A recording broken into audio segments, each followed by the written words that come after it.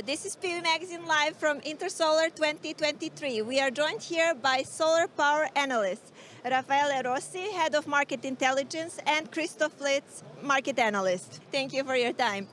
So, on the first day of the Smarter E-Conference, SolarPower Europe released their Global Market Outlook 2023-2027 report. Raffaele, can you highlight the top 3 findings of the report for us?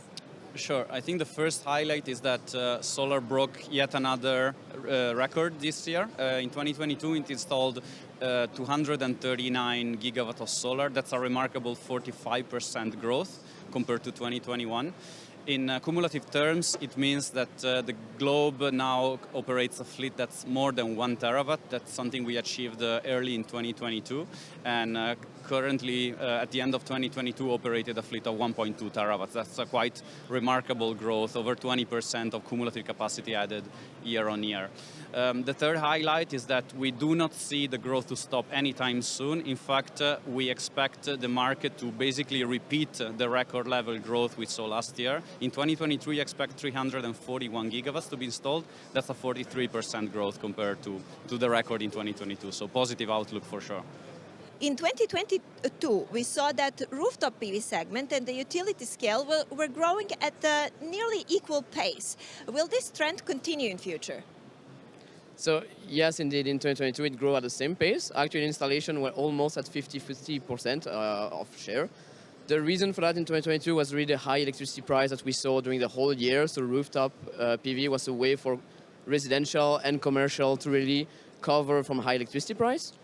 So in 2023, the energy crisis is not over. The prices are getting down, but still, we're still in a situation that's not comfortable. And we're still expecting rooftop to be a strong market segment in 2023. However, in the long term, since we're expecting that the global installation PV will increase, we will see more large-scale utility. We're talking about different markets such as Spain and Germany, which have high targets, especially for Germany, which is planning to install about 20 gigawatt per year starting from 2026. And a lot of those capacity will come from utility scale. And that's a trend we're seeing a bit all around the world.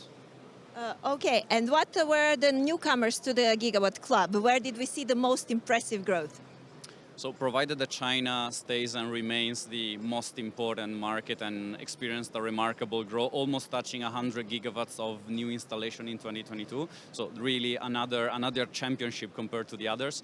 We still see diversification taking place. Last year we had 26 gigawatt markets compared to 17 the previous year.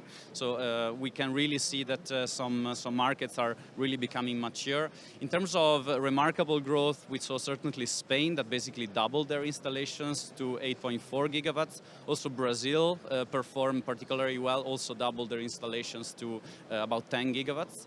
And then we also see many markets that are still operating at a smaller range, but yet with very interesting growth rates. One example, for example, is Italy, that installed 2.5 gigawatts compared to 0.9 in 2021. That's more than 100% growth year on year.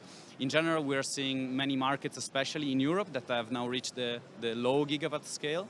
And these are, for example, Austria, Switzerland. Both of them are relying on very strong rooftop segments, but also the UK and Hungary and other markets across Europe. So it's really interesting to see all this diversification taking place. Yeah, definitely. So your market is looking to up to 2027 market report. So what developments can we expect? What will be the key developments in the coming 5 years?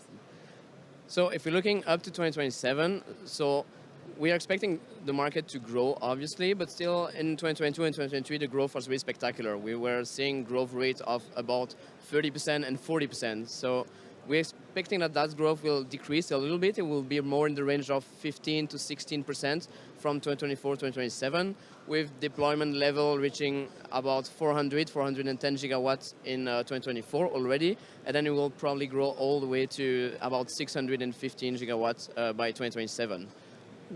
Okay, solar's future is bright, that's clear, but what can thwart its growth? Well, a first challenge we have seen in many of the gigawatt markets we collaborated with is indeed permitting and grids.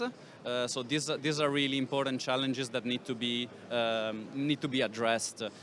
Grid deployment is a lengthy process that can take up to 10 years or more, and therefore that needs to be really identified by policymakers and system operators, so that anticipating growth of solar is also matched with deployment of grids and strengthening of flexibility solutions.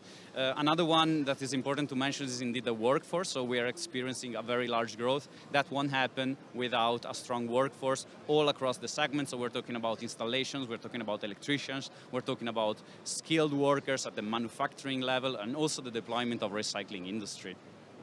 Yeah, and PV manufacturing ambitions are seen across the globe, and nearshoring efforts are picking up pace. Which market will take the lead? I mean, China will stay at the front, but who's coming up next? So yeah, of course, China will in the near future remain at the leading manufacturing market. What we've seen a lot of interesting development, especially in the past year in 2022 and beginning of 2023, in the US specifically with the Inflation Reduction Act that was passed last year in August, which really provides a clear and a stable framework for investing in manufacturing with tax credit, with subsidies for the OPEX and the CAPEX. So we have seen a lot of announcements from companies moving already to the US to develop their manufacturing there. Two other major regions are India also. India is also looking to develop and increase its production capacity, taking a different approach with putting some tax, for example, on module and cell importing from from external countries, and also providing incentive from developers to develop their own manufacturing. And then I'll say the next region, the last one is Europe, which is still emerging with policy files such as the Net Zero Industrial Act that's coming right now. It's still in the drafting stage, so it's still a bit hard to know exactly what will come out of it.